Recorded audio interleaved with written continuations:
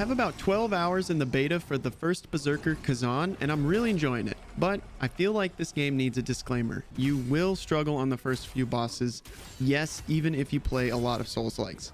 These mechanics are tight, fluid, and really fun, but it can be incredibly punishing. I was expecting a slightly easier, more arcadey Souls-like, and I think that skewed my perception a little. This game gives you all the tools you need to succeed, but you're going to need to master them. Since this is a beta, all of this info is subject to change. You can get a code for the beta on PlayStation or Xbox by watching an hour on Twitch. It's running until Sunday, October 23rd. There is not currently a beta on PC. Bosses will feel unfair at first. At least they did to me, especially some of their grab attacks. The window of iframes you get from dodging is very small. Panic dodging will put you in danger quickly, and you'll need to learn enemy movesets to time your brink dodges, which is what they call perfect dodges. If dodging isn't working, the game gives you a few other options to mitigate damage. You can simply guard at the cost of stamina, you can brink guard, which is a perfect guard, you can reflect an enemy attack, which opens them up to several punishes, or you can counterattack specific burst attacks that put a symbol over your body, kind of like the red kanji attacks in Sekiro. Like the dodges, the timing on these counters is very tight, but the satisfaction from getting them is so worth it. If you plan to enjoy this game, you're going to want to invest time early on figuring out how these mechanics function and how to use them in battle. I promise it is worth the effort. If you've played any Souls-likes, chances are high that all these mechanics sound familiar, but the rhythm here is just different. There are starting and ending frames to each animation that will force you to fight through all the muscle memory you've gained from other games. At first, it didn't feel great, but it grew on me quickly, and I recommend pushing through any initial jank you might feel. All these techniques and more are acquired through the skill trees. Right now, there are 3 skill trees for the 3 weapon types: dual wield, greatsword, and spear, as well as the general tree. The greatsword hits hard and slow, the spear is fast and agile with good reach, and the dual wield is a bit in between both.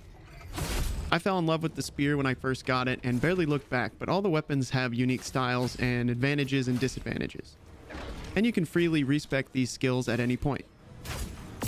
One of my favorite features so far is that you can replay missions. After the first few bosses, you will be able to fast travel to the main hub, which is currently empty, but I imagine there will be NPCs you find on your journey to fill the spaces.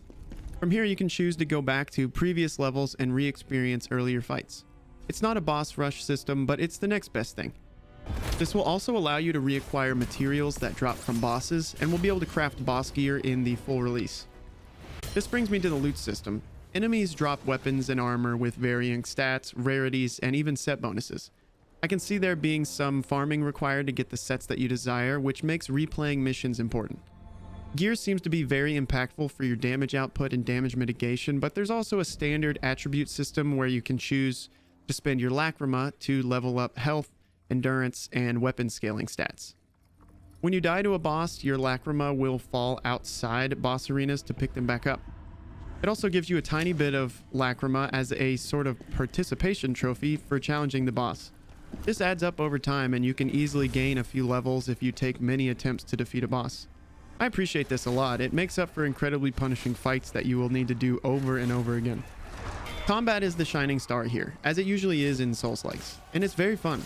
My major worries for the game are outside of combat. The level design in the first few levels can get a little convoluted, and some of the snowy areas are tough to distinguish from one another. My hope is that there are some diverse biomes to shake up the scenery. Also, I really hope that there are some unique boss weapons to find and craft throughout the game. With the looting system, it should be worth it to farm for the drops that you want. Bigger numbers are cool, but I hope there are some gameplay changing elements as well. This game was already on my radar, but I'm even more excited for it now. I had a blast with the demo, and I can't wait to see the final product. Are you Souls fans excited for this one?